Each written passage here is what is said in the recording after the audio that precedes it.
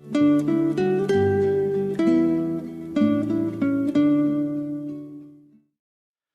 오늘도 여호수아서 18장에 기록된 이 말씀을 통해서 하나님께서 주시는 은혜를 우리가 함께 나누기를 원합니다. 여러분, 우리는 지금 이 가나안 땅을 차지한 이스라엘 백성들이 그 기업을 나눠 가지는 이야기를 계속해서 살펴보고 있습니다. 이스라엘 백성들이 땅을 나눠 가지는 것이 뭐 그리 중요한가? 내 땅은 하나도 없는데. 그러나 여러분, 여기에 영적인 의미가 있기 때문에 사실은 중요합니다. 이스라엘 백성들이 나눠 가지는 이 땅은 성도들이 이 땅에서 누리게 되는 하나님의 나라의 기업, 즉 이 성도들의 복을 상징하기 때문에 오늘 우리도 내게 주시는 이 하나님의 기업이 얼마나 크고 풍성한지, 또 그 복을 어떻게 받아 누려야 하는지에 대해서 생각을 해야 하는 것입니다. 그런데 우리가 그 기업의 가치를 알고 깨달아서 잘 활용을 하고 누리는 사람이 있는가 하면 그 기업의 가치를 깨닫지 못하고 믿음이 없어서 주어진 것을 다 잃어버리는 사람도 있다는 것입니다. 오늘도 이스라엘 백성들이 받은 이 기업의 복을 우리가 살펴보면서 여러분에게 주시는 이 기업의 복이 무엇인지를 살펴보시고 또 이 땅에서 풍성한 은혜와 복을 받아 누리는 그런 성도들이 다 되실 수 있기를 바랍니다. 오늘 이 여호수아서 18장에는 아직 분배를 받지 못한 7지파에 대한 기업의 분배에 대해서 기록을 하고 있습니다. 지난주에 말씀을 나누었던 이 여호수아서 17장까지는 유다 지파와 요셉의 아들 에브라임과 므낫세가 분배받은 기업을 설명을 했다면 오늘 이 여호수아서 18장에는 남아있는 이 7지파가 받게 될 땅에 대해서 기록을 하고 있습니다. 그런데 여러분, 문제는 이 남아있는 이 7지파가 자기들의 받을 기업에 관심이 없고 또 적극적으로 나서지 않고 있다는 것이 문제입니다. 그래서 이때 이 지도자에 있던 여호수아가 일련의 조치를 취하게 됩니다. 그게 뭐냐 하면 회막을 세우는 일입니다. 여러분, 이 회막은 죄를 속하고 하나님을 예배하는 곳입니다. 그래서 가나안 땅에 제일 중앙에 있는 이 실로라는 곳에 성막을 세우고 하나님을 예배하게 됩니다. 그래서 여호수아서 18장 1절 말씀에 보시면 이스라엘 자손의 온 회중이 실로에 모여서 거기에 회막을 세웠으며 그 땅은 그들 앞에서 돌아와 정복되었더라라고 말씀을 합니다. 여러분, 이 여호수아가 회막을 실로에 다시 세우고 이스라엘 백성들의 관심을 모으는 것은 이 가나안 땅을 주신 분이 하나님이라는 것을 기억하는 데 있습니다. 우리가 하루하루 정신없이 살다 보면 하나님을 잊어버리고 살아갈 때가 많이 있습니다.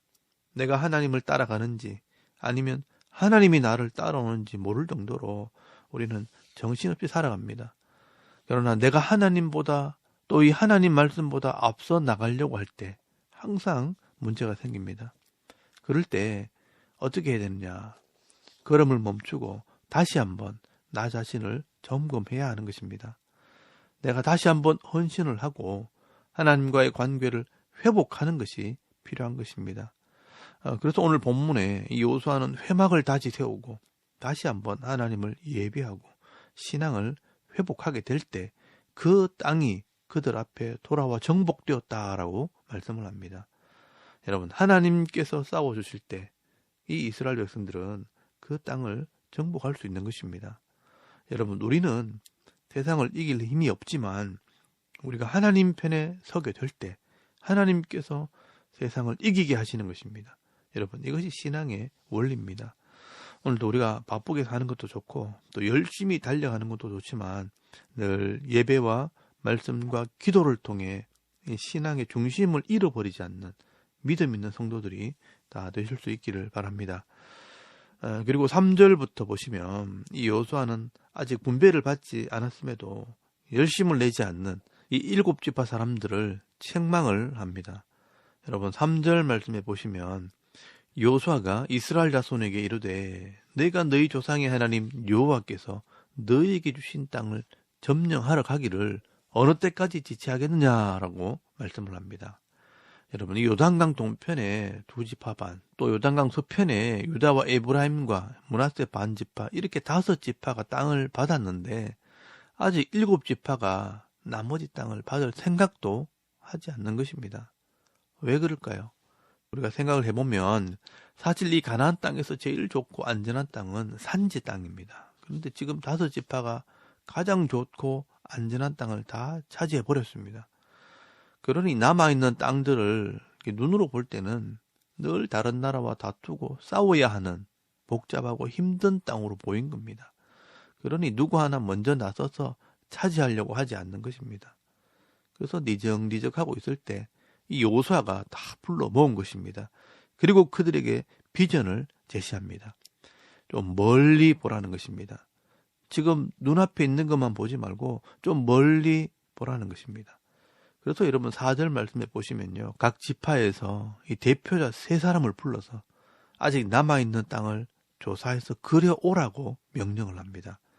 자기들이 받게 될 이 기업의 땅이 얼마나 큰지 또 얼마나 가치가 있는 땅인지를 보고 오라는 것입니다. 내 기업의 넓이와 가치를 알게 될 때 그 기업을 위해 내가 헌신하고 사명을 감당하게 되고요. 또 복을 받아 누리게 되는 것입니다.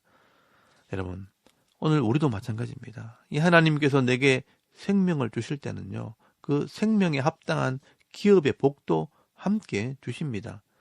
그래서 내 가정을 주시고 가족과 형제와 친지들을 주시고 또 내 성품과 지식을 따라서 직장과 기업을 얻게 하시는 것입니다. 여러분, 이 기업의 넓이와 가치를 모르게 되면 그 기업 안에서 나태하게 되고 또 게으르게 되는 것입니다. 그래서 하나님께서는 남아있는 이 7지파 사람들에게 내가 가지게 될 이 기업이 얼마나 크고 아름답고 가치가 있는지를 보고 오라. 그걸 그려오라. 비전을 가져라 라고 말씀을 하는 것입니다. 저는 여기 7지파 사람들이요. 땅을 두루 다니면서 조사하고 이 그림을 그리는 이 모습들을 보면서요. 제가 여기 개척을 하기 위해서 이 대구를 샅샅이 뒤지면서 개척 장소를 찾아다니던 그런 기억이 납니다.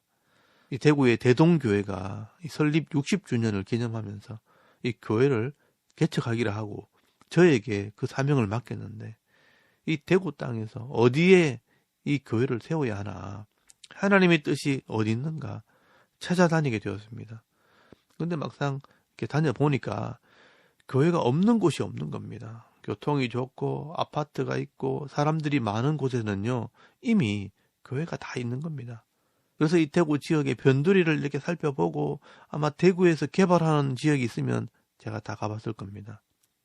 서쪽으로는 성서부터 시작해서 다사까지 살펴보고 월배 지역과 화원, 나중에는 현풍까지 갔습니다. 그리고 북쪽으로는요 칠곡에도 가보고 칠곡을 지나 금오지구 이 개발 지역에도 가보고요. 또 남쪽에는 가창부터 봉둑동, 대명동, 또 앞산 밑에서부터 서부정류장까지 다 돌아봤습니다. 동쪽으로는 반야울부터 시지, 경산, 또 경산 사동까지 갔었습니다. 그런데 결국 제가 차지한 지역은 동구 유라동입니다. 여기까지 오는데요. 많은 은혜가 있었습니다. 월배에서 이 부동산 하는 사장님이 유라동에 가보라고 하고요. 또 시지에 있는 부동산에서 소개를 받았는데 동구 유라동에 가보라고 하고요. 또 안심에 있는 한 부동산 사장님이 또 유라동을 소개를 하는 겁니다.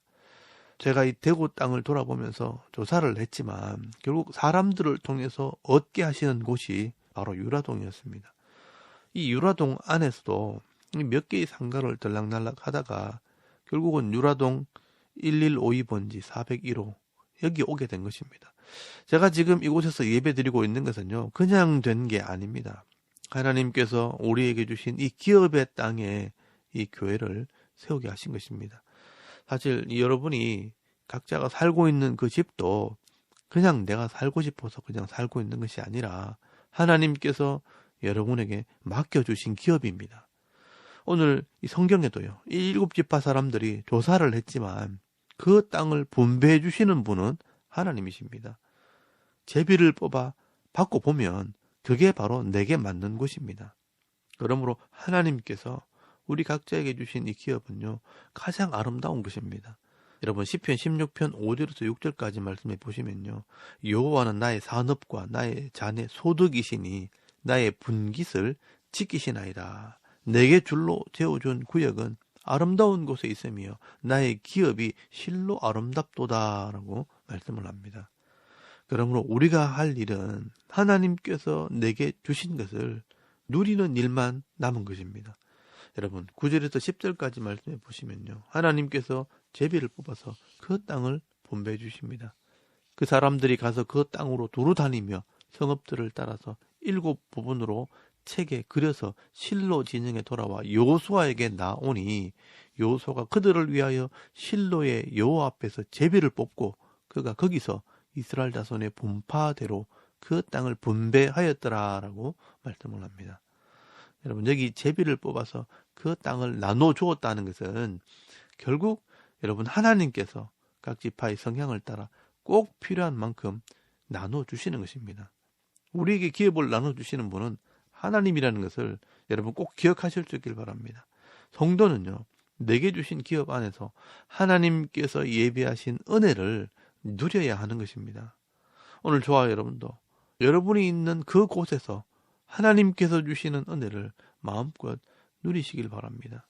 여러분이 섬기는 교회에서, 여러분이 살고 있는 집에서 내게 주신 이 기업의 복을 누리시길 바랍니다. 뭐니 해도 여러분 내가 섬기는 교회가 제일 좋고 내 집이 제일 편하고 좋은 것입니다.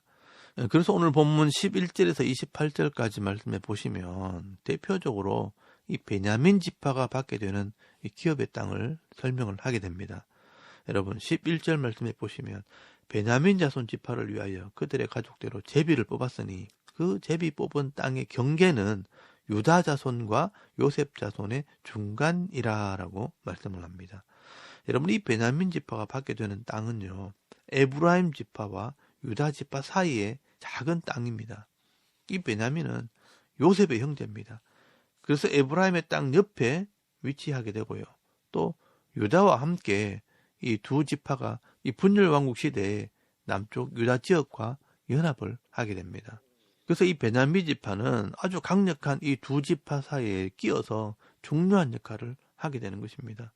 그리고 이 베냐민이 차지한 땅은 남쪽과 북쪽 그리고 이 동쪽과 서쪽을 잇는 도로의 요충지입니다. 우리나라로 치면 대전과 같은 위치입니다. 남북으로는 서울과 부산, 이 동서로는 영남과 호남을 오갈 수 있는 중요한 위치인 것입니다. 그래서 21절 말씀에 보시면요, 여리고가 있고요, 22절 말씀에 베델이 있습니다. 이곳이 북쪽의 사마리아와 남쪽의 예루살렘을 잇는 중간 지역이고요, 또 동쪽에 있는 여리고, 또 서쪽에 있는 블레셋을 잇는 이 중간 지역입니다. 그렇기 때문에 이 교통과 문화와 산업의 요충지가 되고요, 다른 나라와 전쟁이 생겼다고 하면 반드시 이 지역을 지나게 되어 있는 것입니다. 그래서 이 베냐민은요, 늘 긴장을 하고 늘 싸움을 하는 이런 호전적인 지파가 되어집니다. 그래서 창세기 49장 27절 말씀에 보시면요, 야곱이 축복 기도를 할 때 이 베냐민은 물어뜯는 일이라 아침에는 빼앗은 것을 먹고 저녁에는 움킨 것을 나누리로다라고 말씀을 합니다. 이 베냐민은요, 늘 물고 뜯기는 이리와 같은 그런 삶을 살아가게 된다는 것입니다. 그래서 사사기 성경에 보시면 이 베냐민이 이스라엘 전체와 전쟁을 벌이게 되고 또 거기서 다 죽고 600명만 겨우 살아남는 가장 작은 지파가 되어지지만, 이 베냐민 지파는 하나님을 놓치지 않고 의지하게 될 때 이 베냐민 지파에서 왕이 나오게 되고요, 또 유다와 연합하여서 이 마지막 남쪽 유다를 통해 통일 왕국을 이루는 은혜를 경험하게 됩니다. 여러분 이 베냐민은요, 환경적으로는 굉장히 민감하고 복잡하고 또 어려운 환경 속에서 살면서 한 가지 놓치지 않는 것은 이 하나님의 은혜를 놓치지 않았습니다. 그러므로 우리가 기억해야 할 것은요, 일평생 살아가는 동안 우리가 하나님을 놓치지 않는 삶을 살아갈 수 있기를 바랍니다. 하나님께서 우리 가족과 가문을 지키시는 분이고 또 내 기업의 복을 주시는 분이라는 것을 여러분 기억하는 것이 가장 큰 은혜요, 복이 됩니다. 여러분 시편 127편 말씀에 보시면요, 하나님께서 집을 세우지 아니하시면 세우는 자의 수고가 헛되며 여호와께서 성을 지키지 아니하시면 파수꾼의 깨어 있음이 헛되도다. 너희가 일찍이 일어나고 늦게 누우며 수고의 떡을 먹음이 헛되도다. 그러므로 여호와께서 그의 사랑하시는 자에게는 잠을 주시는도다 라고 말씀을 합니다. 여러분, 하나님을 사랑하고 그 명령을 순종하는 자들에게 하나님께서 잠을 주신다는 것은 단잠을 주신다, 평안을 주신다는 것입니다. 여러분, 아무리 환경이 복잡하고 힘들고 어려워도 하나님을 놓치지 않고 하나님을 사랑하는 삶을 살아갈 때 하나님께서 평안을 주십니다. 그 마음의 여유를 주시는 것입니다. 여러분, 이사야서 26장 3절 말씀에도 보시면요, 주께서 심지가 견고한 자를 평강하고 평강하도록 지키시리니 이는 그가 주를 신뢰함이라. 너희는 여호와를 신뢰하라. 주 여호와는 영원한 반석이심이로다 라고 말씀을 합니다. 여러분, 이 복잡한 이 세상 속에서도 심지가 견고한 자들, 그 믿음이 흔들리지 않는 자들, 하나님을 신뢰하는 자들에게 결국 하나님께서는 평강하고 평강하도록 지키신다고 약속을 하고 있습니다. 여러분, 오늘도 7지파에게 땅을 나눠주시고 이 베냐민 지파에게 기업을 주시는 이 모습을 통해서 하나님께서 우리 각자에게 가장 좋은 것으로 기업을 나눠주셨다는 것을 기억하시고요. 내게 주신 이 기업 안에서 비전과 사명을 발견하시고 또 하나님 편에 서서 하나님을 신뢰하고 믿음으로 순종하는 삶을 살 때 하나님께서 주시는 이 평안의 복을 받아 누리며 살아가는 복된 성도들이 다 되실 수 있기를 주의 이름으로 축원합니다. 아멘. 우리 잠깐 기도드리겠습니다. 오늘도 하나님을 신뢰하는 하루가 되게 하옵소서. 게으르거나 나태하지 말고 최선을 다하는 하루가 되게 하옵소서. 또 나라와 민족과 이 교회와 가정과 자녀들과 사역자들을 위해서 여러분 중보기도 하시고 오늘 내가 계획한 일들과 또 하루 해야 할 일들을 생각하며 기도하고 오늘 하루 삶을 또 시작할 수 있길 바랍니다. 다 같이 우리 하나님께 한번 기도드리겠습니다. 살아계신 하나님 은혜를 감사합니다. 오늘도 하나님을 예배하게